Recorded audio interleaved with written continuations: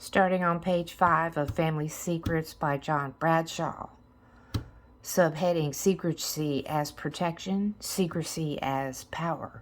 The ability to keep things secret is an essential power that all human beings possess. In order to protect themselves, keeping my secret about the Boy Scout experience allowed me a private place in which I could come to terms with my seemingly cowardly behavior.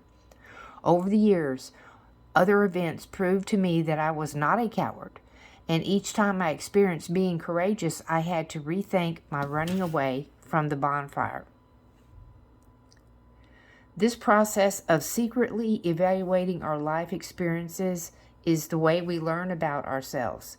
It ultimately helps us form a self-identity. To have no capacity for secrecy is to be completely vulnerable to the way others see us. Had I told my secret, I would have been judged a sissy by some members of my family. My secrecy was a boundary that protected me from their judgmental eyes. Somehow, I think my mother knew that something traumatic had happened to me that night in 1945. She allowed me to quit the Scouts with almost no resistance, and she never questioned why I was allowed to have unqualified privacy in integrating my experience. Two Faces of Secrecy. I'm beginning this book with a discussion of privacy because without an understanding of privacy, you cannot grasp the two faces of secrecy. One face, privacy, is the realm of natural secrecy.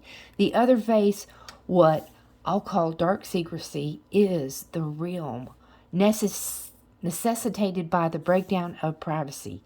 By starting with privacy, I also want to challenge the notion that all secrecy is sick and that every secret must be disclosed. I remember doing a show with Geraldo Rivera on incest and quoting a recovery saying I had heard many times: families are as sick as their secrets. I believed that for a long time. Our current cultural mood is to believe it. We live in an age where openness and rigorous honesty are valued, and secrecy seems to be in conflict with openness and honesty. But I'm uncomfortable now with such an absolute approach.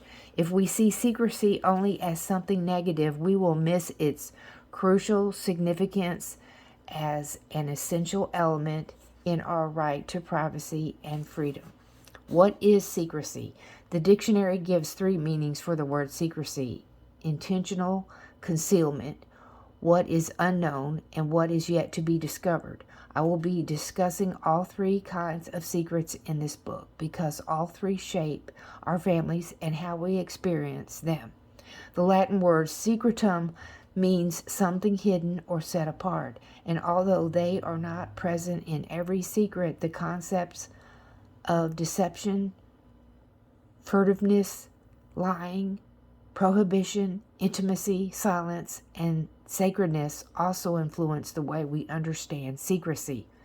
What I'll call the content of a secret can be almost anything. We may choose to hide almost any fact, feeling, or behavior. And as I will explain, this choice may itself be a secret to the person who chooses it. The intention to conceal something may be unconscious and unknown. Another important aspect of secrecy is who owns the secret. This is sometimes called the location of the secret. A secret may be shared with no one, or it may be confided to another on the promise that it go no further. Some secrets may be known to a whole group, or they may be known to all but 1 or 2 members. This can be a crucial factor in how secrets affect families. Secrecy can be either positive or negative, and sometimes it is both. The same secrecy that can foster a sense of brotherhood in an ethnic or religious group can at the same time fuel bigotry and hatred towards those not of the group. I'll ask you to keep this exemplarity in mind as we examine the range of family secrets. However, I believe that some secrets are always destructive. For example, alcoholism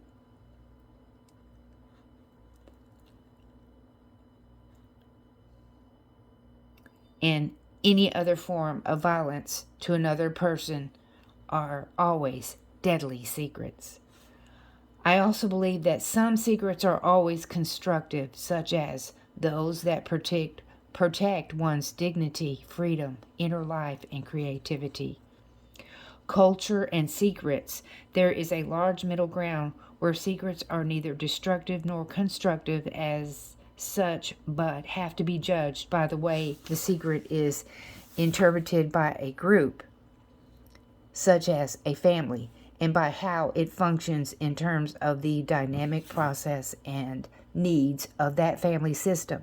Cultural, ethnic, and religious beliefs often play a major role here. Growing up in a family system, scientific knowledge has transformed many family secrets. Mental illness and mental retardation were once a family's most guarded secrets. Beliefs in witchcraft and demonic possession were used to castigate and institutionalize such people. We've come a long way from the nightmarish days of insane asylums and frontal lobotomies. Our modern understanding of brain chemistry and other organic factors has enabled families to openly seek the support they need. Moral beliefs also shape secrecy. One family may be quite flexible in their beliefs about premarital sex, perhaps not openly encouraging it, but giving their teenagers explicit instructions about birth control aids. Such a family would have only a minimal need to keep sexual matters secret, except as a matter of personal privacy. Another family might be quite rigid and teach that any form of sex before marriage is sinful. Sexual matters would likely be a major area of dark secrecy in such a family. Many past cultural beliefs and expectations are now seen as too rigid and moralistic. In the past, dark secrets clustered around issues pertaining to elopement, marriages where the woman was already pregnant, adoption, illegitimacy, alcoholism, divorce, and sexual abuse. These were considered to be major areas of toxic shame, moral failure, and sin.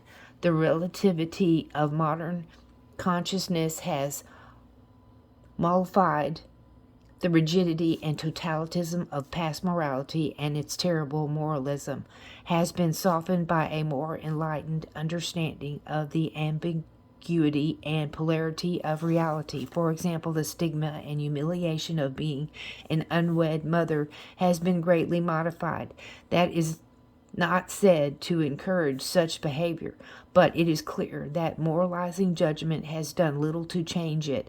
The label of illegitimacy itself is now seen as victimizing and punishing. Today, too, alcoholism is understood as an illness, and some of its dark secrecy has been alleviated. I am in my 29th year of sobriety, and much has changed since I took my last drink. When I began my recovery, alcoholism was looked upon as a moral failure. Alcoholics were thought to be weak-willed and degenerate gluttons. Those days are gone forever, and the treatment of alcoholism has advanced considerably. One of the greatest areas of changes in the enlightenment now given the family members of alcoholics. Family members began to understand that if they told the secret and stopped covering it up, the alcoholic would have to face the consequences of irresponsible behavior.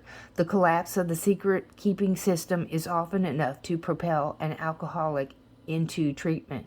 The advancement of the treatment of the families of alcoholics has also led to the uncovering of one of its century's greatest secrets. In the past, we didn't realize that the toxic shame and the dark secret of alcoholism had such far-reaching effects, to the degree that the children in an alcoholic family experienced the alcoholics drinking, they developed a number of traits that followed them into adulthood and continued to impact the next generation.